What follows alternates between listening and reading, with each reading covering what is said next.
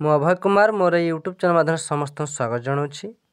ତ ଦଶମ ଶ୍ରେଣୀ ଇତିହାସ ବହିର ପ୍ରଥମ ଅଧ୍ୟାୟର ଦ୍ୱିତୀୟ ପାଠ ଭାରତରେ ଅସହଯୋଗ ଆନ୍ଦୋଳନ ଓ ଓଡ଼ିଶାରେ ଏହାର ପ୍ରଭାବ ସମ୍ପର୍କରେ ଆମେ ଆଲୋଚନା କରିଥିଲେ। ତ ଆମର ଆଲୋଚନାର ପ୍ରସଙ୍ଗ ଅସହଯୋଗ ଆନ୍ଦୋଳନର କାର୍ଯ୍ୟକ୍ରମ ପର୍ଯ୍ୟନ୍ତ ଥିଲା ପୂର୍ବ ଭିଡ଼ିଓରେ। ତ ଏହି ଭିଡ଼ିଓରେ ଆମେ ଆଲୋଚନା କରିବା ଓଡ଼ିଶାରେ ଅସହଯୋଗ ଆନ୍ଦୋଳନର ପ୍ରଭାବ। ତ ଆମେ ପୂର୍ବ ଭିଡ଼ିଓରେ ଆଲୋଚନା କରିଛେ ଅସହଯୋଗ ଆନ୍ଦୋଳନ କ'ଣ ଏବଂ ଏହାର କାର୍ଯ୍ୟକ୍ରମ କ'ଣ ଥିଲା, କିଭଳି ଭାବରେ ଏହା ସଂଗଠିତ ହୋଇଥିଲା, ଏହାର କାରଣ ସମ୍ପର୍କ ମଧ୍ୟ ଆମେ ଆଲୋଚନା କରିଛେ। ତେବେ ଏହି ଭିଡ଼ିଓରେ ଆମେ ଆଲୋଚନା କରିବା ଓଡ଼ିଶାରେ ଅସହଯୋଗ ଆନ୍ଦୋଳନର ପ୍ରଭାବ। ତ ତାହା ଥିଲା ପାର୍ଟ 1। ଏହା ହେଉଛି ପାର୍ଟ 2, ଯେଉଁଥିରେ କି ଆମେ ଆରମ୍ଭ କରିବା ଓଡ଼ିଶାର ଅସହଯୋଗ ଆନ୍ଦୋଳନର ପ୍ରଭାବ। ତେବେ ସମଗ୍ର ଭାରତରେ ଅସହଯୋଗ ଆନ୍ଦୋଳନ ଚାଲିଥିବା ବେଳେ ଓଡ଼ିଶା ଏହି ମହାସ୍ରୋତରୁ ବାଦ ପଡ଼ିନଥିଲା। ତେବେ ସାରା ଭାରତବର୍ଷରେ ଯେଉଁ ଅସହଯୋଗ ଆନ୍ଦୋଳନ ଦେଖା ଦେଇଥିଲା, ଏଥିରୁ ଓଡ଼ିଶା ବାଦ ପଡ଼ିନଥିଲା। ତେବେ ଓଡ଼ିଶାରେ କେଉଁମାନେ ଏହାର ନେତୃତ୍ୱ ନେଇଥିଲେ ବା କେଉଁମାନଙ୍କ ସାହାଯ୍ୟ ସହଯୋଗରେ ଏହି ଅସହଯୋଗ ଆନ୍ଦୋଳନ ଚାଲିଥିଲା ଆମେ ତାହା ଜାଣିବା। ତେବେ ଗୋପବନ୍ଧୁ ଦାସ, ଗୋପବନ୍ଧୁ ଚୌଧୁରୀ, ଭାଗୀରଥୀ ମହାପାତ୍ର, ନିରଞ୍ଜନ ପଟ୍ଟନାୟକ, ଯଦୁମଣି ମଙ୍ଗରାଜ, ହରେକୃଷ୍ଣ ମହାତାବ ଆଦି ନେତାମାନେ ଏହି ଆନ୍ଦୋଳନକୁ ସଫଳ କରିବା ପାଇଁ ସମସ୍ତ ପ୍ରକାର ଚେଷ୍ଟା କରିଥିଲେ। ତ ପରୀକ୍ଷାରେ ଏମିତି ମଧ୍ୟ ପ୍ରଶ୍ନ ଆସେ କି ଓଡ଼ିଶାରେ କେଉଁମାନେ ଅସହଯୋଗ ଆନ୍ଦୋଳନର ନେତୃତ୍ୱ ନେଇଥିଲେ। ତ ଏହାର ଉତ୍ତର ଏଇଠି ଦେଖନ୍ତୁ ଯେ ଗୋପବନ୍ଧୁ ଦାସ, ଗୋପବନ୍ଧୁ ଚୌଧୁରୀ, ଭାଗୀରଥୀ ମହାପାତ୍ର, ନିରଞ୍ଜନ ପଟ୍ଟନାୟକ, ଯଦୁମଣି ମଙ୍ଗରାଜ, ହରେକୃଷ୍ଣ ମହାତାବ ଆଦି ନେତାମାନେ ଏହି ଆନ୍ଦୋଳନକୁ ସଫଳ କରିବା ପାଇଁ ସମସ୍ତ ପ୍ରକାର ଚେଷ୍ଟା କରିଥିଲେ। ଅର୍ଥାତ୍ ଏମାନଙ୍କର ସାହାଯ୍ୟ ସହଯୋଗରେ ଓଡ଼ିଶାରେ ଅସହଯୋଗ ଆନ୍ଦୋଳନର କାର୍ଯ୍ୟକ୍ରମ ଚାଲୁ ରହିଥିଲା। ଗାନ୍ଧିଜୀଙ୍କର ଓଡ଼ିଶାକୁ ଆଗମନ ଏହି ଆନ୍ଦୋଳନ ଗତିକୁ କ୍ଷିପ୍ରତର କରିଥିଲା।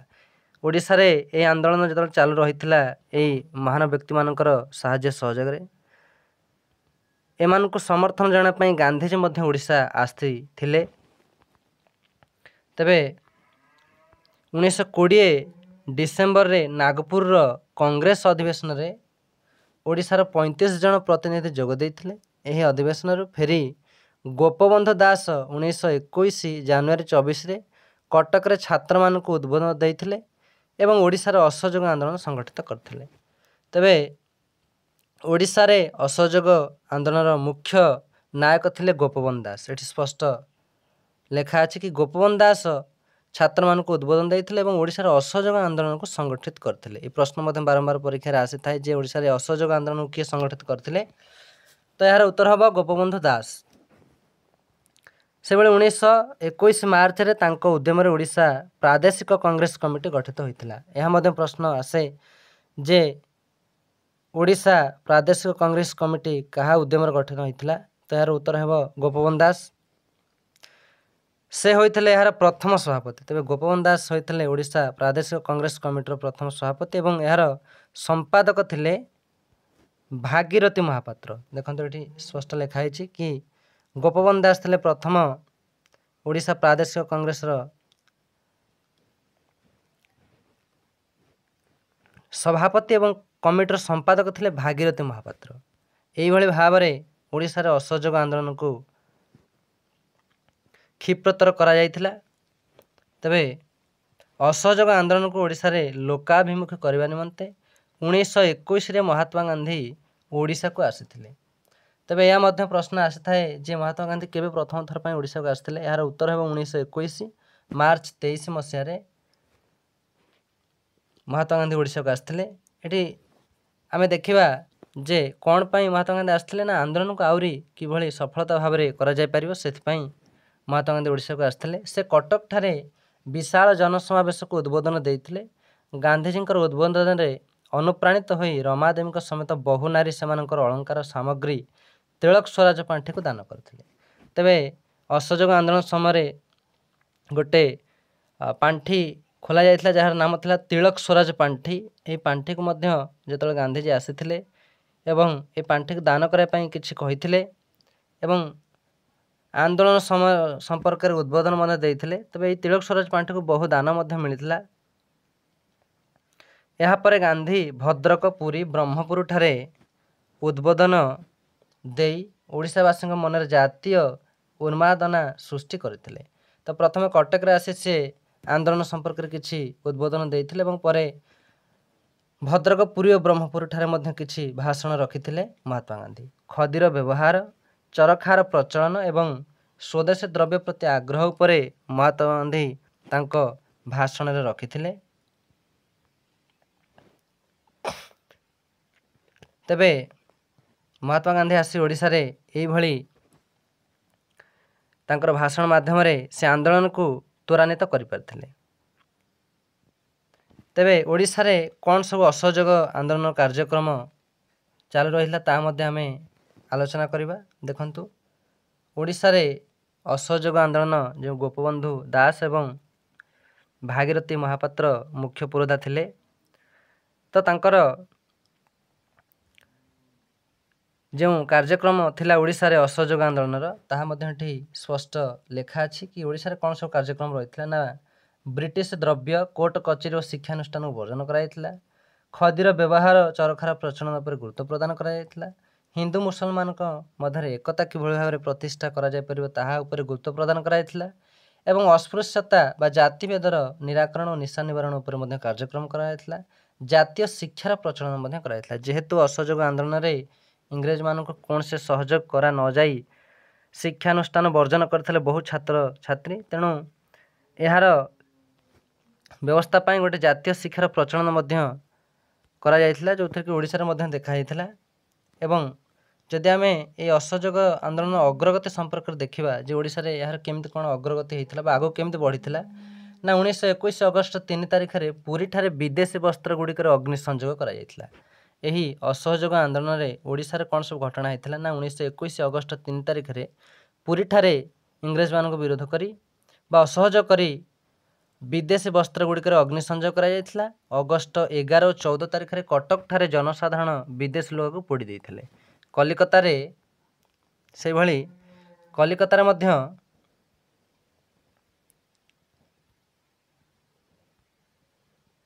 लुगा कल रे काम करथा ओडिया श्रमिक माने दुकान गुडी को विदेशी लुगा पेटे देवा को मना कर देइथिले। सत्याग्रही माने विदेशी दुकान आगे धारणा देइथिले और मद बिक्री मध्य बंद कर देइथिले।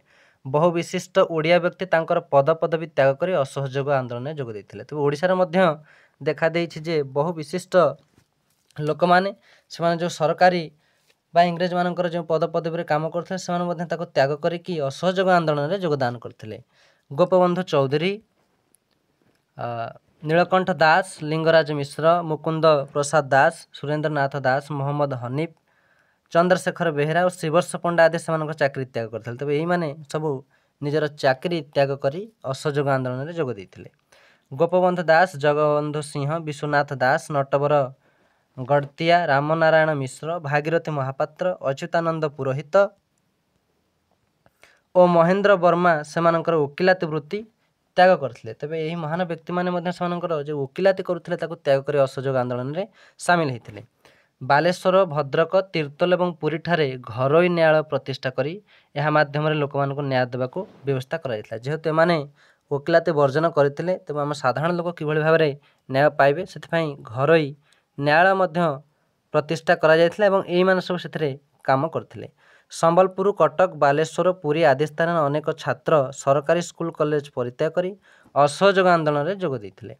तबे कटक, बालेश्वर, पुरी, संबलपुर भली अंचल रे बहुत छात्र छात्री सेमानकर स्कूल कॉलेज त्याग करी असहयोग आंदोलन रे जोग देइथिले, जोटा कि ओडिशा रो कार्यक्रम ए रहिथिला। हरेकृष्ण महाताब, नवकृष्ण चौधरी, नित्यानंद कानूनगो, राजकृष्ण बोस आदि युवक माने कॉलेज त्याग करी आंदोलन रे शामिल होइथिले। राजकृष्ण बोस कटक मेडिकल स्कूल त्याग करथिले। पंडित लक्ष्मीनारायण मिश्र द्वारा अनुप्राणित होई संबलपुर जिला स्कूल अनेक छात्र असहयोग आंदोलन रे मध्य जोग देइथिले। तेबे केवल कटक नुह, बालेश्वर नुह, संबलपुर रे मध्य बहुत पिला बा छात्र माने असहयोग आंदोलन रे जोग देइथिले, जहा कि ओडिसा रो कार्यक्रम याथिला। सेपरी आ गोटे कथा ये देखा बालेश्वर रे गौरमोहन दास, भद्रक रे बांछानिधि महांती घरोई न्यायालय प्रतिष्ठा करथिले। तेबे महान व्यक्तित्व तत्कालीन समय जेहेतु आम इंग्रेज आईन को भारत माने वर्जन करथिले तेणु घरोई न्यायालय प्रतिष्ठार एमानकर भूमिका मध्य थिला महान। छात्र मानक जातीयतावादी शिक्षा देवा निमंते ସାକ୍ଷୀଗୋପାଳ ଠାରେ ଗୋପବନ୍ଧୁ ଦାସଙ୍କ ଦ୍ୱାରା 1919 ସତ୍ୟବାଦୀ ବନ ବିଦ୍ୟାଳୟ ପ୍ରତିଷ୍ଠା କରାଯାଇଥିଲା। ତ ଏହି ପ୍ରଶ୍ନ ବାରମ୍ବାର ମାଟ୍ରିକ ପରୀକ୍ଷାରେ ଆସିଥାଏ ଯେ କେବେ ସତ୍ୟବାଦୀ ବନ ବିଦ୍ୟାଳୟ ପ୍ରତିଷ୍ଠା କରାଯାଇଥିଲା ଏବଂ କେଉଁଠି କରାଯାଇଥିଲା। ତ ଏହାର ଉତ୍ତର ହେଉଛି ସାକ୍ଷୀଗୋପାଳ। ସାକ୍ଷୀଗୋପାଳ ଠାରେ 1919 ସତ୍ୟବାଦୀ ବନ ବିଦ୍ୟାଳୟ ପ୍ରତିଷ୍ଠା କରାଯାଇଥିଲା ଏବଂ ଏହାକୁ କିଏ ପ୍ରତିଷ୍ଠା କରିଥିଲେ ନା ଗୋପବନ୍ଧୁ ଦାସ। ଏଇଭଳି ଭାବରେ ଓଡ଼ିଶାରେ ଅସହଯୋଗ ଆନ୍ଦୋଳନର କାର୍ଯ୍ୟକ୍ରମ ସବୁ ରହିଥିଲା। ଜାତୀୟତାବାଦୀ ଶିକ୍ଷାଦାନରେ ଏହି ଅନୁଷ୍ଠାନ ବିଶିଷ୍ଟ ଭୂମିକା ଗ୍ରହଣ କରିଥିଲା। ସତ୍ୟବାଦୀ ବନ ବିଦ୍ୟାଳୟ ଗୋଟେ ଜାତୀୟତାବାଦୀ ଶିକ୍ଷାଦାନର ବିଶିଷ୍ଟ ଭୂମିକା ଗ୍ରହଣ କରିଥିଲା। କଟକଠାରେ ମଧ୍ୟ ଉତ୍କଳ ସ୍ୱରାଜ ଶିକ୍ଷା ପରିଷଦ ସ୍ଥାପିତ ହୋଇଥିଲା। ବିଭିନ୍ନ ସ୍ଥାନରେ ଜାତୀୟ ବିଦ୍ୟାଳୟମାନ ପ୍ରତିଷ୍ଠିତ ହୋଇ ପାରମ୍ପରିକ ଶିକ୍ଷା ସହିତ ସୂତାକଟା, ଲୁଗା ବୁଣିବା ଆଦି ଆତ୍ମନିର୍ଭରଶୀଳ ବିଷୟଗୁଡ଼ିକ ଉପରେ ମଧ୍ୟ ଶିକ୍ଷା ଦିଆଯାଉଥିଲା। ଯେହେତୁ ଆମେ ଇଂରେଜମାନଙ୍କର ସମସ୍ତ ଜିନିଷ ବର୍ଜନ କରୁଥିଲେ, ଅସହଯୋଗ କରୁଥିଲେ, ତେଣୁ ଆମର ସ୍ୱଦେଶୀ ଢଙ୍ଗରେ ଚଳିବା ପାଇଁ ମଧ୍ୟ ବହୁ ନିଷ୍ପତ୍ତି ଗ୍ରହଣ କରାଯାଇଥିଲା। ସେଭଳି ସ୍ୱେଚ୍ଛାସେବୀ ଓ କର୍ମୀମାନଙ୍କୁ ପ୍ରଶିକ୍ଷଣ ଦେବା ପାଇଁ କଟକରେ ସ୍ୱରାଜ ଆଶ୍ରମ, ଜଗତସିଂହପୁରରେ ଅଳକା ଆଶ୍ରମ ପ୍ରତିଷ୍ଠା କରାଯାଇଥିଲା। କଟକରେ ଛାତ୍ରମାନଙ୍କ ଦ୍ୱାରା ସ୍ୱରାଜ ସେବକ ସଂଘ ଗଠିତ ହୋଇଥିଲା। ତେବେ ଆନ୍ଦୋଳନକୁ ଚାଲୁ ରଖିବା ପାଇଁ ଏସବୁ ମଧ୍ୟ ମହାନ ମହାନ କାର୍ଯ୍ୟକ୍ରମ ଗ୍ରହଣ କରାଯାଇଥିଲା ଯେ ସବୁ ସଂଘ ବା କମିଟି ସବୁ ଗଠନ କରାଯାଇଥିଲା। ଯେମିତିକି ସ୍ୱରାଜ ଆଶ୍ରମ ହେଉ, ଜଗତସିଂହପୁରର ଅଳକା ଆଶ୍ରମ ହେଉ, କଟକରେ ଛାତ୍ରମାନଙ୍କ ଦ୍ୱାରା ସ୍ୱରାଜ ସେବା ସଂଘ ହେଉ, ଏଇଭଳି ସବୁ ଅନୁଷ୍ଠାନ ପ୍ରତିଷ୍ଠା କରାଯାଇଥିଲା। ସେହିଭଳି ବାଲେଶ୍ୱରରେ ହରେକୃଷ୍ଣ ମହାତାବଙ୍କ ନେତୃତ୍ୱରେ ପ୍ରତିଷ୍ଠିତ ସ୍ୱରାଜ ମନ୍ଦିର ଅସହଯୋଗ ଆନ୍ଦୋଳନ କାର୍ଯ୍ୟକ୍ରମ ଗୁଡ଼ିକ ଉପରେ ମଧ୍ୟ କିଛି କାର୍ଯ୍ୟକାରୀ କରିବା ପାଇଁ ଉଦ୍ୟମ କରିଥିଲା। ତେବେ ସ୍ୱରାଜ ମନ୍ଦିର କେଉଁଠି ସ୍ଥାପନ ହୋଇଥିଲା ନା ବାଲେଶ୍ୱରରେ। ହରେକୃଷ୍ଣ ମହାତାବଙ୍କ ନେତୃତ୍ୱରେ ସ୍ୱରାଜ ମନ୍ଦିର ବାଲେଶ୍ୱରରେ ସ୍ଥାପନ ହୋଇ ଏହା ମଧ୍ୟ ଅସହଯୋଗ ଆନ୍ଦୋଳନକୁ କିପରି ଭାବରେ ଚାଲୁ ରଖାଯାଇପାରିବ ତାହା ଉପରେ କାର୍ଯ୍ୟ କରିଥିଲା। ଏହି ଅନୁଷ୍ଠାନ ତରଫରୁ ସ୍ୱରାଜ ସମାଚାର ନାମକ ପତ୍ରିକା ଏକ ମଧ୍ୟ ପ୍ରକାଶିତ କରୁଥିଲା। ତେବେ ସ୍ୱରାଜ ମନ୍ଦିର ଗୋଟେ ପତ୍ରିକା ପ୍ରକାଶ କରୁଥିଲା ଯାହାର ନାମ ଥିଲା ସ୍ୱରାଜ ସମାଚାର। ଏହା ମଧ୍ୟ ବାରମ୍ବାର ପରୀକ୍ଷାରେ ଆସିପାରେ ଏହି ପ୍ରଶ୍ନ ଯେ ସ୍ୱରାଜ ସମାଚାର କେଉଁ ଅନୁଷ୍ଠାନରୁ ପ୍ରକାଶ ପାଉଥିଲା। ତ ସ୍ୱରାଜ ମନ୍ଦିର ଯେଉଁ ଅନୁଷ୍ଠାନଟି ହୋଇଥିଲା ହରେକୃଷ୍ଣ ମହାତାବଙ୍କ ନେତୃତ୍ୱରେ ପ୍ରତିଷ୍ଠା କରାଯାଇଥିଲା ସ୍ୱରାଜ ମନ୍ଦିର, ତ ସେଇ ହିଁ ସ୍ୱରାଜ ସମାଚାର ନାମକ ଏକ ପତ୍ରିକା ପ୍ରକାଶ କରୁଥିଲା। କେବଳ ଜାତୀୟତାବାଦୀ ସମ୍ବାଦପତ୍ର ପଢ଼ିବା ପାଇଁ ଲୋକମାନଙ୍କୁ ପ୍ରବର୍ତ୍ତାଇ ଦିଆଯାଉଥିଲା। ତ କେବଳ ଦେଶ ସମ୍ପର୍କିତ ସମ୍ବାଦପତ୍ର ଉପରେ ଗୁରୁତ୍ୱ ପ୍ରଦାନ କରାଯାଉଥିଲା। ଗୋପବନ୍ଧୁ ଦାସଙ୍କ ଦ୍ୱାରା ପ୍ରତିଷ୍ଠିତ ସମ୍ବାଦପତ୍ର ସମାଜ ଜାତୀୟ ଚେତନା ସୃଷ୍ଟି କରିବାରେ ପ୍ରମୁଖ ଭୂମିକା ମଧ୍ୟ ଗ୍ରହଣ କରିଥିଲା। ତ ଏହି ସମୟରେ ଗୋପବନ୍ଧୁ ଦାସ ମଧ୍ୟ ସମାଜ ଜାତୀୟ ସମ୍ବାଦପତ୍ର ଗୋଟେ ସମାଜ ଯେଉଁ ସମ୍ବାଦପତ୍ର ଜାତୀୟ ଭାବଧାରାର ଗୋଟେ ସମାଜ ସମ୍ବାଦପତ୍ର ପ୍ରଚଳନ କରିଥିଲେ, ଯାହାକି ଲୋକମାନଙ୍କୁ ସଚେତନତା ଏବଂ ଜାତୀୟ ଭାବ ସୃଷ୍ଟି କରିବାରେ ସହାୟକ ହୋଇଥିଲା। ତେବେ ଓଡ଼ିଶାରେ ଏଇଭଳି ଭାବରେ ସବୁ କାର୍ଯ୍ୟକ୍ରମ ରହିଥିଲା ଅସହଯୋଗ ଆନ୍ଦୋଳନକୁ ନେଇ ଏବଂ ଏହା କିଭଳି ଭାବରେ ଦମନ କରାଯାଇଥିଲା ତାହା ମଧ୍ୟ ଆମେ ଦେଖିବା ଯେ ଏ ଅସହଯୋଗ ଆନ୍ଦୋଳନକୁ କିଭଳି ଭାବରେ ଦମନ କରାଯାଇଥିଲା ବା ସରକାରଙ୍କ ଦମନ ନୀଳା। ଓଡ଼ିଶାରେ ଆନ୍ଦୋଳନକୁ ଦମନ କରିବା ନିମନ୍ତେ ଇଂରେଜ ସରକାର ଜନସାଧାରଣଙ୍କ ଉପରେ ଲାଠି ଚାଳନା କରିଥିଲେ, ବେତରେ ମଧ୍ୟ ପାହାର କରିଥିଲେ। ତା ଛଡ଼ା ସରକାର ଶହ ଶହ ସତ୍ୟାଗ୍ରହୀମାନଙ୍କୁ ମଧ୍ୟ ଜେଲ୍ ବା କାରାରୁଦ୍ଧ କରିଥିଲେ। ସେମାନଙ୍କ ମଧ୍ୟରେ ହରେକୃଷ୍ଣ ମହାତାବ, ମଥୁରା ମୋହନ ବେହେରା, କମରୁଦ୍ଦିନ ହକ୍, ବାଞ୍ଛାନିଧି ମହାନ୍ତି, ବଳରାମ ଦାସ ପ୍ରଭୃତି ମୁଖ୍ୟ ଥିଲେ। ଏଇମାନେ ସବୁ ଜେଲ୍ ମଧ୍ୟ ସଜା ଭୋଗିଥିଲେ। ସମାଜ ସମ୍ବାଦପତ୍ରରେ ସତ୍ୟ ହେଲେ ସାଂଘାତିକ ସ୍ତମ୍ଭରେ ସରକାରୀ ବିରୋଧୀ ଲେଖା ନିମନ୍ତେ ଗୋପବନ୍ଧୁ ଦାସଙ୍କୁ 1 ମାସ ଜେଲ୍ ଭୋଗିବାକୁ ପଡ଼ିଥିଲା। ଯେହେତୁ ଗୋପବନ୍ଧୁ ଦାସ ଏହି ସଂଗ୍ରାମ ଉପରେ କାମ କରୁଥିଲେ ତେଣୁ ସେ ଗୋଟେ ଲେଖା ପ୍ରକାଶ କରୁଥିଲେ ସତ୍ୟ ହେଲେ ବି ସାଂଘାତିକ, ଯେଉଁଠିକି ସରକାରଙ୍କ ବିରୁଦ୍ଧ ଲେଖା ଏସବୁ ଆଲୋଚନା କରାଯାଉଥିଲା, ଯାହା ପାଇଁ ଗୋପବନ୍ଧୁ ଦାସ ମଧ୍ୟ 1 ମାସ ଜେଲ୍ ଭୋଗିବାକୁ ପଡ଼ିଥିଲା। ସ୍ୱରାଜ ସଙ୍ଗୀତ ନାମକ ପ୍ରାଚୀର ପତ୍ର ଛାପି ଥିବାରୁ ସମ୍ବଲପୁରର ମିଶ୍ର ପ୍ରେସ୍କୁ 25 ଟଙ୍କା ଜୋରିମାନା ଦେବାକୁ ମଧ୍ୟ ପଡ଼ିଥିଲା। ତ ଯେହେତୁ ଏମାନେ ଅସହଯୋଗ ଆନ୍ଦୋଳନକୁ ସମର୍ଥନ କରୁଥିଲେ ଏହି ଅନୁଷ୍ଠାନ ବା ପତ୍ରିକା, ତେଣୁ ତାଙ୍କୁ ମଧ୍ୟ ଇଂରେଜ ସରକାର ସେମାନଙ୍କଠୁ ମଧ୍ୟ ଜୋରିମାନା ଆଦାୟ କରୁଥିଲେ। ସେଭଳି ଚୌରିଚରଣ ଘଟଣାରେ ମର୍ମାହତ ହୋଇ ଗାନ୍ଧିଜୀ ଅସହଯୋଗ ଆନ୍ଦୋଳନକୁ ସ୍ଥଗିତ କରି ଦେଇଥିବାରୁ ଓଡ଼ିଶାରେ ମଧ୍ୟ ଏହି ଆନ୍ଦୋଳନ ଧୀରେ ଧୀରେ ବନ୍ଦ ହୋଇଯାଇଥିଲା। ଯେହେତୁ ଚୌରିଚୌରା ଘଟଣା ଗାନ୍ଧୀଜୀଙ୍କୁ ମର୍ମାହତ କରିଥିଲା, ତେବେ ଗାନ୍ଧିଜୀ ଆକୁ ଯେହେତୁ ବନ୍ଦ କରିଦେଲେ, ତେଣୁ ଧୀରେ ଧୀରେ ଏହା ଆଉ ସେତେ ସକ୍ଷମ ନ ହୋଇ ଏହା ଧୀରେ ଧୀରେ ତା'ର ଅସ୍ତିତ୍ୱ ହରାଇଲା, ଅର୍ଥାତ୍ ଅସହଯୋଗ ଆନ୍ଦୋଳନ ସଙ୍କୁଚିତ ଅବସ୍ଥାକୁ ପଳେଇ ଆସିଲା। ଏଥିରେ ଆଉ ଯେହେତୁ ଗାନ୍ଧିଜୀ ମୁଖ୍ୟ ଲୋକ ଆକୁ ଆଉ ଆଗକୁ ବଢ଼ିଲେନି ଚୌରିଚୌରା ଘଟଣା ପାଇଁ, ତେଣୁ ଧୀରେ ଧୀରେ ବନ୍ଦ ହୋଇଯାଇଥିଲା। କିନ୍ତୁ ଅସହଯୋଗ ଆନ୍ଦୋଳନ ଜନସ୍ରୋତରେ ଭାସି ଯାଇ କନିକାର ପ୍ରଜାମାନେ ମଧ୍ୟ ବିଦ୍ରୋହ କରିଥିଲେ। ତେବେ ଅସହଯୋଗ ଆନ୍ଦୋଳନ ଜନସ୍ରୋତରେ ଭାସିଯାଇ କନିକାର ପ୍ରଜାମାନେ ମଧ୍ୟ ବିରୋଧ କରିଥିଲେ। କନିକାର ରାଜା ରାଜେନ୍ଦ୍ର ନାରାୟଣ ଭଞ୍ଜଦେୟ ଏହାକୁ ଦମନ କରିବାକୁ ଇଂରେଜ ସରକାରଙ୍କ ସାହାଯ୍ୟ ନେଇଥିଲେ। ତେବେ ଅସହଯୋଗ ଆନ୍ଦୋଳନ ଜନସ୍ରୋତରେ ଭାସିଯାଇ କନିକାର ପ୍ରଜାମାନେ ବିଦ୍ରୋହ କରିଥିଲେ। ଯେହେତୁ କନିକାର ପ୍ରଜାମାନେ ମଧ୍ୟ ବିଦ୍ରୋହ କରିଥିଲେ, ତେଣୁ କନିକାର ରାଜା ରାଜେନ୍ଦ୍ର ନାରାୟଣ ଭଞ୍ଜଦେୟ ଏହାକୁ ଦମନ କରିବାକୁ ଇଂରେଜ ସରକାର ସାହାଯ୍ୟ ନେଇଥିଲେ। ପ୍ରଜାମାନେ ମଧ୍ୟ ଭାରତୀୟମାନଙ୍କୁ ବା ଓଡ଼ିଶାବାସୀମାନଙ୍କୁ ସାହାଯ୍ୟ କରିବାକୁ ଚେଷ୍ଟା କରିଥିଲେ ବା ଆନ୍ଦୋଳନ ସାମିଲ ହୋଇଥିଲେ, କିନ୍ତୁ ରାଜା ରାଜେନ୍ଦ୍ର ନାରାୟଣ ଭଞ୍ଜଦେୟ ଏହାକୁ ଇଂରେଜମାନଙ୍କର ସାହାଯ୍ୟ ନେଇ ଦମନ କରିବାକୁ ଚେଷ୍ଟା କରିଥିଲେ। ଫଳସ୍ୱରୂପ ଗୁଳିଚାଳନା ଯୋଗୁଁ 2 ଜଣ ମୃତ୍ୟୁବରଣ କରିଥିବା ବେଳେ ଅନ୍ୟମାନେ ଆହତ ମଧ୍ୟ ହୋଇଥିଲେ। ସମାଜ ଓ ଉତ୍କଳ ଦୀପିକା ଯେଉଁ ପତ୍ରିକା ମାଧ୍ୟମରେ କନିକା ଅତ୍ୟାଚାର ଲୋକଲୋଚନକୁ ଆସିପାରିଥିଲା। ଏହିଠାରେ ଆଇନ ଅମାନ୍ୟ କରିଥିବା ଅଭିଯୋଗରେ ଗୋପବନ୍ଧୁ ଦାସ ଓ ଭାଗୀରଥୀ ମହାପାତ୍ରଙ୍କୁ ଗିରଫ କରି ହଜାରିବାଗ ଜେଲକୁ ପଠାଯାଇଥିଲା। ତେବେ ପରବର୍ତ୍ତୀ ସମୟରେ ମଧ୍ୟ ଗୋପବନ୍ଧୁ ଦାସ ଓ ଭାଗୀରଥୀ ମହାପାତ୍ରଙ୍କୁ ଗିରଫ କରାଯାଇଥିଲା ଏବଂ ହଜାରିବାଗ ଜେଲକୁ ପଠାଯାଇଥିଲା। ଅସହଯୋଗ ଆନ୍ଦୋଳନ ବାର୍ତ୍ତା ଓଡ଼ିଶାର କୋଣ ଅନୁକୋଣରେ ପ୍ରତିଫଳିତ ହୋଇଥିଲା। ମହାତ୍ମା ଗାନ୍ଧୀ ସ୍ୱାଧୀନତା ସଂଗ୍ରାମକୁ ଲୋକାଭିମୁଖୀ କରାଇ ଏଥିରେ ନୈତିକତା ଓ ନିଷ୍ଠାପରତାର ବୀଜ ବପନ କରିଥିଲେ। ବାସ୍ତବରେ ଭାରତରେ ଯେଉଁ ଅସହଯୋଗ ଆନ୍ଦୋଳନ ହୋଇଥିଲା, ଏଥିରେ ଓଡ଼ିଶା ମଧ୍ୟ ସକ୍ରିୟ ଭୂମିକା ଗ୍ରହଣ କରିଥିଲା। ଆମେ ଆଲୋଚନା କରୁଥିଲେ ଯେ ଓଡ଼ିଶାରେ ଅସହଯୋଗ ଆନ୍ଦୋଳନ ପ୍ରଭାବ, ତେବେ ଓଡ଼ିଶାରେ ମଧ୍ୟ ଏହା ସକ୍ରିୟ ଭାବରେ ଏହାର କାର୍ଯ୍ୟକ୍ରମ ଦେଖାଯାଇଥିଲା, ଯେଉଁଥିରେ ଗୋପବନ୍ଧୁ ଦାସ ଏବଂ ଭାଗୀରଥୀ ମହାପାତ୍ର ପ୍ରମୁଖ ନେତା ଭାବରେ କାର୍ଯ୍ୟ କରୁଥିଲେ ଏବଂ ଅନ୍ୟାନ୍ୟ ନେତା ମଧ୍ୟ ଯଥା ହରେକୃଷ୍ଣ ମହାତାବ, ବାଞ୍ଛାନିଧି ମହାନ୍ତି, ବଳରାମ ଦାସ ପରି ପ୍ରଭୃତ ବ୍ୟକ୍ତିତ୍ୱ ମଧ୍ୟ ସେମାନଙ୍କୁ ସମର୍ଥନ ଦେଇଥିଲେ। ଏହିଭଳି ଭାବରେ ଓଡ଼ିଶାରେ ଅସହଯୋଗ ଆନ୍ଦୋଳନର କାର୍ଯ୍ୟକ୍ରମ ଦେଖାଯାଇଥିଲା ଏବଂ ପରବର୍ତ୍ତୀ ସମୟରେ ସରକାର ଅତ୍ୟାଚାର ଦ୍ୱାରା ଏହି ଆନ୍ଦୋଳନକୁ ଦମନ କରାଯାଇଥିଲା। ଏବଂ ଆନ୍ଦୋଳନ ଦମନର ଅନ୍ୟ ଏକ କାରଣ ମଧ୍ୟ ଥିଲା, ମହାତ୍ମା ଗାନ୍ଧୀ ଯେହେତୁ ୟାକୁ ଆଉ ସମର୍ଥନ କଲେ ନାହିଁ ଚୌରୀ ଚୌରା ଘଟଣା ହତ୍ୟାକାଣ୍ଡ ପରେ, ତେଣୁ ଧୀରେ ଧୀରେ ଆନ୍ଦୋଳନ ସ୍ଥଗିତ ହୋଇଗଲା। ତେବେ ଏହା ଥିଲା 10ମ ଶ୍ରେଣୀ ଇତିହାସର ପ୍ରଥମ ଅଧ୍ୟାୟର ଦ୍ୱିତୀୟ ପାଠ, ଭାରତର ଅସହଯୋଗ ଆନ୍ଦୋଳନ ଓ ଓଡ଼ିଶାର ଏହାର ପ୍ରଭାବ ଉପରେ କିଛି ଆଲୋଚନା। ଏହାର ପ୍ରଥମ ଭାଗ ଯେଉଁମାନେ ଦେଖିନାହାନ୍ତି ଦେଖିନେବେ, ଏହା ହେଉଛି ଦ୍ୱିତୀୟ ଭାଗ।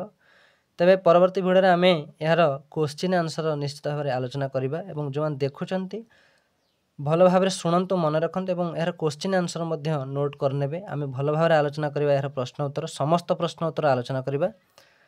ତେବେ ଆଜି ପାଇଁ ଏତିକି। ଯେଉଁମାନେ ଦେଖୁଛନ୍ତି ସେମାନେ ସାଙ୍ଗସାଥିମାନଙ୍କୁ ମଧ୍ୟ ଭିଡ଼ିଓଟି ସେୟାର କରନ୍ତୁ। ଆଶା କରୁଛି ନିହାତି ଭିଡ଼ିଓଟି ଭଲ ଲାଗିଥିବ। ଭିଡ଼ିଓଟିକୁ ଅଧିକରୁ ଅଧିକ ସେୟାର କରନ୍ତୁ, ଲାଇକ୍ କରନ୍ତୁ ଏବଂ ସବସ୍କ୍ରାଇବ୍ କରନ୍ତୁ।